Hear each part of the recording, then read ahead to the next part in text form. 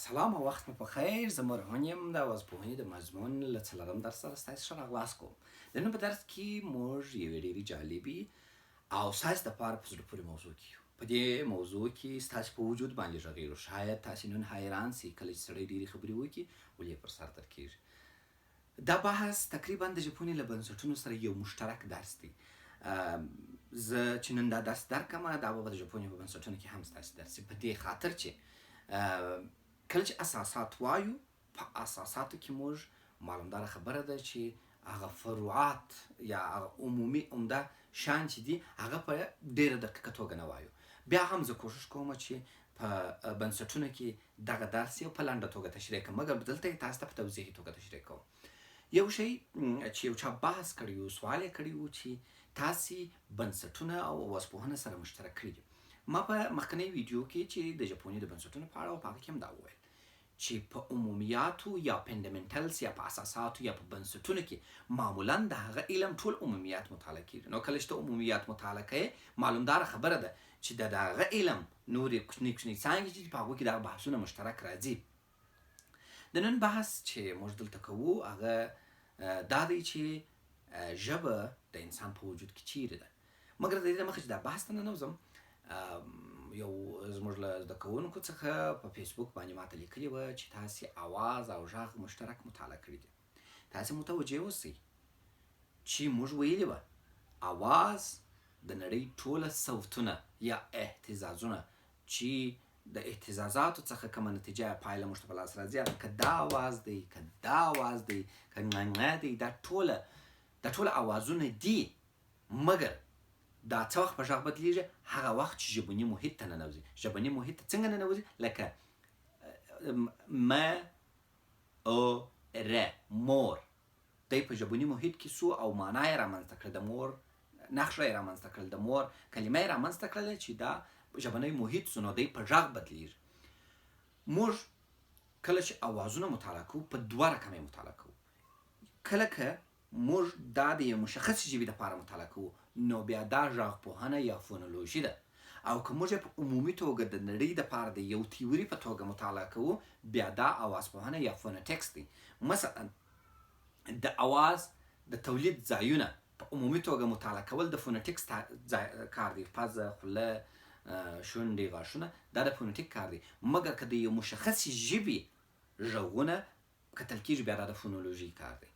اوس مثلا په پښتو کې موږ د ضاد، ذال، ذ او ز او زال د ټولو اواز یو لرو، مګر په عربي ژبه کې دغه هر یو ځان ته دغه لري. که چیرې زه مثلا دغه په عمومي توګه دغه د اواز مخرج ګورم دا فونټکس کې راځي.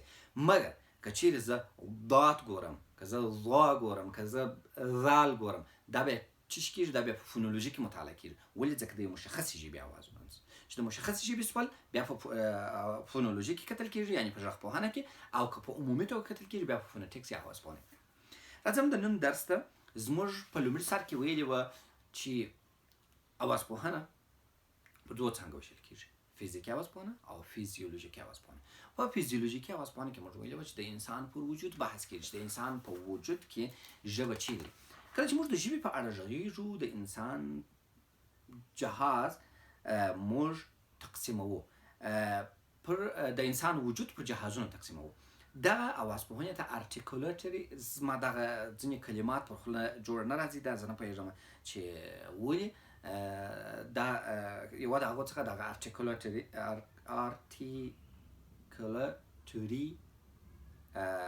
فونټکس دی، یعنې غږیزه اوازپوهنه یا د وجود د غړو اوازپوهنه. په دې کې موږ د انسان وجود په هغه رقم مطالعه کوو لکه په طب کې چې مطالعه کېږي د حجازونو یا دغه په اساس. لومړنی شی چې موږ ته د انسان په وجود کې په نظر راځي او د انسان د وجود پاچا دی هغه ماغزه دی. د انسان ماغزه د نړۍ د ژوندیو موجوداتو په پرتله د خپل وجود په تناسب تر ټولو غټ ماغزه دی. د انسان د مغز وزن تقریبا 900 ګرامه دی، یعنې تر 1 کیلو لږ کم 9,000 ګرامه دی. دغه 9,000 ګرامه وزن چې موږ د انسان د مغز یادوو دا بخښنه غواړم دلته یو سوء تفاهم موجود شو. 9000 ګرامه وزن د نهنګ دی. 9000 ګرامه یعنی 9 کیلو د نهنګ ماغزه دي، مګر د خپل وجود په تناسب یې دا څه شي کوچنی دي.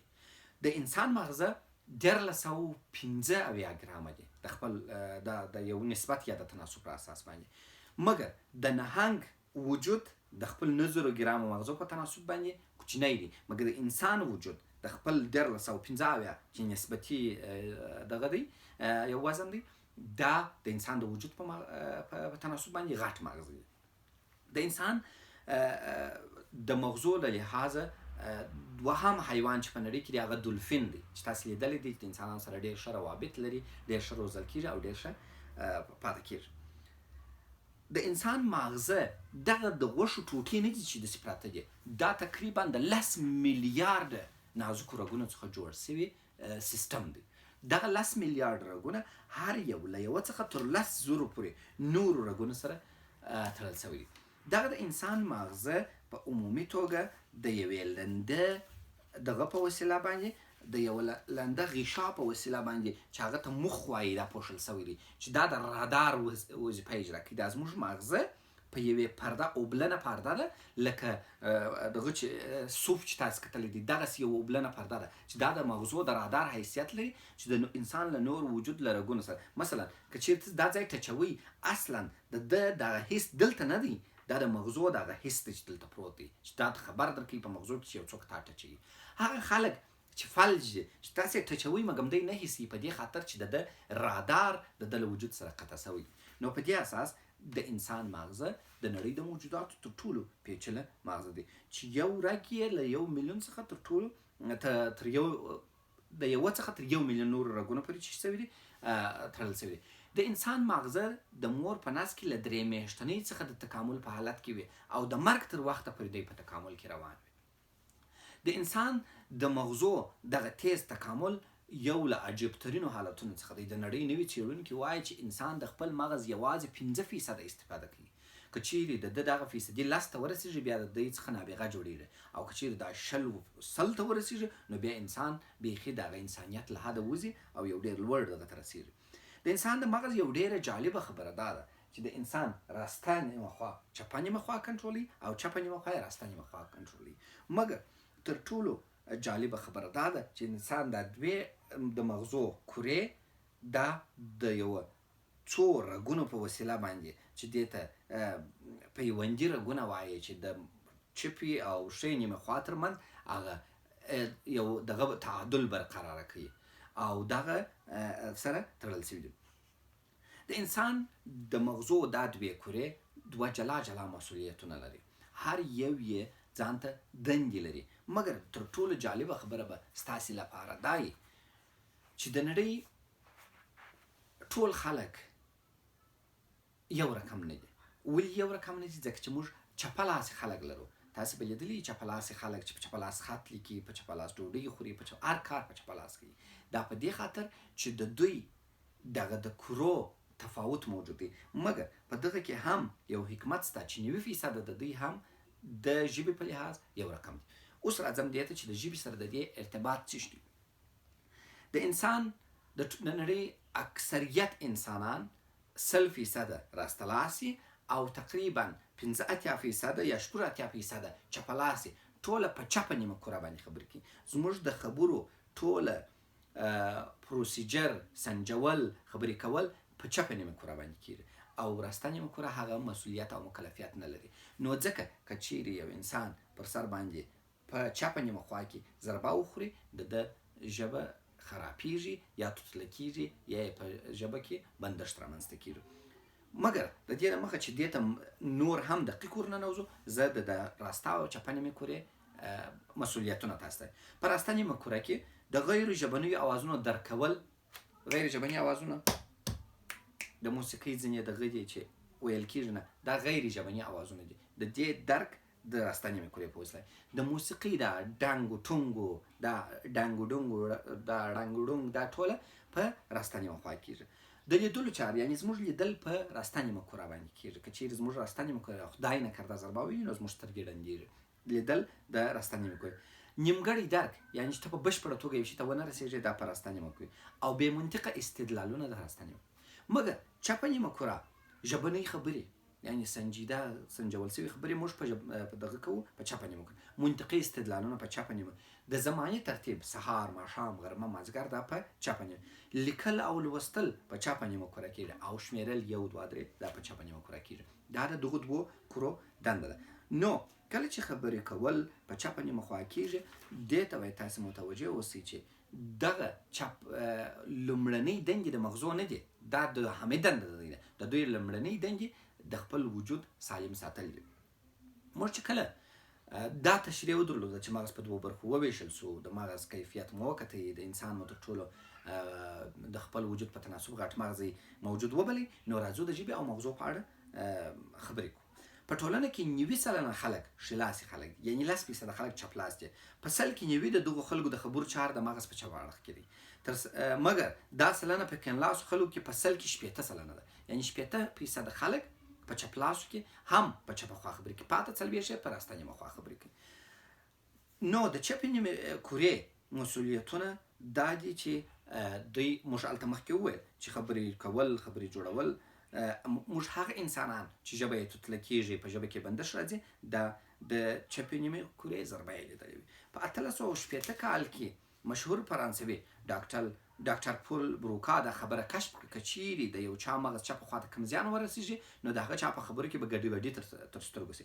مګر که چیرې ورته زیان د راسته کورې او همهغه برخې ته ورسي کوم چې په چپه خوا کې ده، نو په ژبه کې کوم داسې تاثیر څرګند نه شي چې د چا توجه جلب کړي. په راسته نیمه کوره کې هم که چیرې ضربه ورسېږي نو بیا به زموږ په لیدلو چار کې، په نیمګړي درک کې او په هغه کې لکه چې موږ مخکې بحث وکړو. اوس راځو په مغزو کې د ژبې مرکزونه ته. موږ د ورځې په زرهاو خبرې کوو، مګر دا مو تر اوسه نه دي درک کړي چې د مغز په کومه برخه کې خبره جوړیږي، چیرې ذخیره کېږي او چیرې جوړیږي. د انسان مغز په عمومي توګه په 3 برخو ویشل شوی دی. لومړی بروکا، دوهم ورنیکا او دریم شکنجه زاویه. دغه 3 برخې د څو تیر ماننده یا د لیندۍ ته ورته کړیو په وسیله سره وصل شوي دي چې دې ته لیندۍ ډاله یا دسته کمانې وایي. زموږ لومړنۍ برخه چې ده هغه بروکا ده. دې برخې ته پل بروکا وایي چې ډاکټر پل بروکا چې فرانسوي و هغه کشف کړې ده. په دغه چې د چپې نیمې خوا په دا مخکنۍ برخه کې دلته قرار لري. د ده اوله دنده دا ده چې د انسان مخ کنټرول کړي، حرکات د خولې، د شونډو، د سترګو دغه حرکات کنټرول کړي. مګر د دوهمې دندې په اساس باندې د ده وظیفه دا ده چې خبرو ته حرکت ورکړي. مثلا ب، پ، لام، دال، نور دا څه کېږي؟ دغه حرکت چې د خوله کوي او ظرف جوړوي هغه څه کېږي؟ دغه ظرف د بروکا په وسیله جوړېږي. د بروکا څخه وروسته دوهمه برخه ورنیکا ده چې تر ټولو مهمترینه برخه ده. ورنیکا زموږ د تحلیل لابراتوار دی. د ورنیکا دنده دا ده چې د شکنجې زاویه چې زموږ مخزن دی د کلمو او تر 6 میلیونه زیات کلمات د تصویر په توګه ثبتوي، هغه دغه کوي چې وروسته یې تشریح ته راځم. ورنیکا د تحلیل قوه ده. دلته زموږ کلمات هم اوریدل کېږي، تحلیل کېږي او هم بیرته بروکا ته استول کېږي او هم شکنجې زاویې ته استول کېږي. خو د دې در مخه چې ورنیکا لا تشریح کوم، زه یې پلا شکنجې زاویه ځکه تشریح کوم چې مهمه ده. شکنجې زاویه زموږ مخزن دی چې په طبي اصطلاح اصغر مغزه یا کوچني مغز ورته وایي. دا زموږ ذخیره ده چې د 6 میلیارډ عکسونو د ثبتولو ظرفیت لري. دلته هر څه چې زموږ مغزو ته ځي د تصویر په توګه ثبتېږي. مثلا موږ وایو الف، هغه ولاړ شکل یا ولاړ اواز. موږ مثلا موټر وایو، موټر شکل موږ وایو کرزی، د کرزي کرکولي او ډاکټر صاحب اشرف غني د ډاکټر صاحب اشرف غني قواره مخ ته راځي. که موږ مثلا اډیسن وایو هغه داسې وریښتان یې مخ ته راځي، داسې بریتونه یې مخ. که موږ چاپلین وایو د هغه قواره مخ ته راځي. هر شی چې موږ وایو موږ ته د هغه خلکو قوارې مخ ته راځي. نو دغه هر شی زموږ په مغز کې په شکنجې زاویه کې د تصویر په توګه ثبت دي. کله چې موږ یو شی اورو یا یو شی وایو یا یو شی سنجوو، ورنیکا دا استوي شکنجې زاویه ته. شکنجې زاویه هغه تصویر سرچ کوي او هغه راځي ورنیکا ته. ورنیکا هغه شی تحلیلوي او بروکا ته امر کوي چې داسې ظرف جوړ کړه. هغه ظرف ب، پ، ت، لام، نون هر شي ته چې هغه دغه جوړوي. نو د جملاتو انتخاب، د الفاظو انتخاب، د کلماتو انتخاب، د اوازونو انتخاب د بروکا کار دی. ولې سنجول یې د ورنیکه کار دی او د ذخیره کول د شکنجې زاویه. دا په مغز کې د انسان د ژبې هغه درې مرکزونه وه چې موږ مطالعه کړه. له دغه څخه وروسته په فزیولوژیکي اوازپوهنه کې د اواز تولیدونکي غړي دي چې موږ یې په تنفسي جهاز کې مطالعه کوو چې لومړی سږي دي.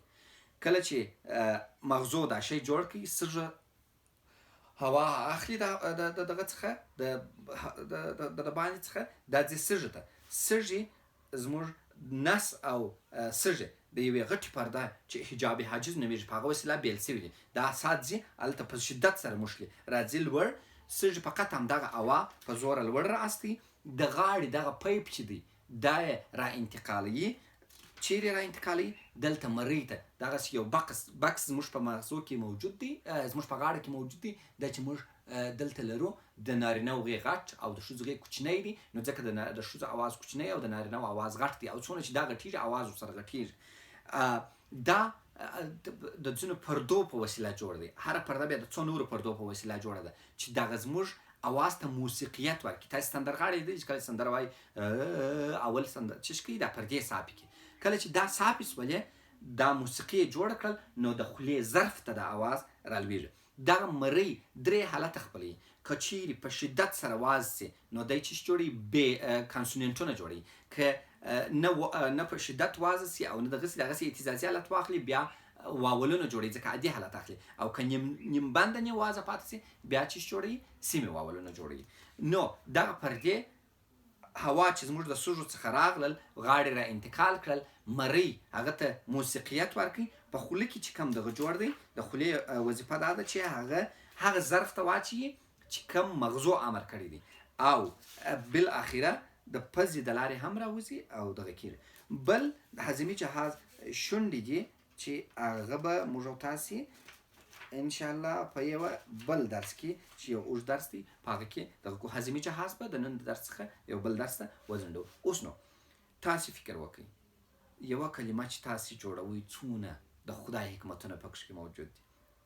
اول یې سنجوئ، بیا د مغز څخه د شکنجې زاویې څخه راخلئ، په ورنیکه کې تحلیلوئ، بروکا ته استوئ، بروکا یې سږو ته استوئ، د سږو څخه غاړې ته راځي، د غاړې څخه مرۍ ته راځي، د مرۍ څخه خولې ته راځي.